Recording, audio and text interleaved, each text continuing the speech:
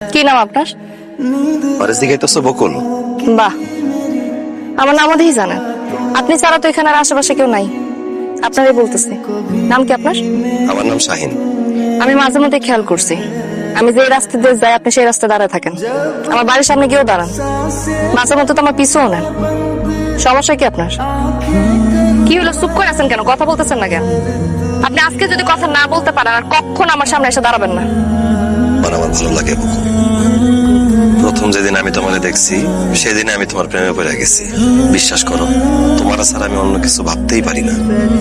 তুমি যেহেতু জানতে চাইতেছ, আজকে আমি তোমারে কয়ে দিতেছি আমি তোমারে ভালোবাসি। প্রেম ভালোবাসা আমি বিশ্বাস করি না।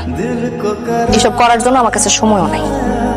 আমি যদি করি তাহলে আমি একেবারে বিয়ে করব। আমার কোনো সমস্যা নাই বকুল, তুমি রাজি থাকলে তোমার আমি বিয়ে করতে পারি।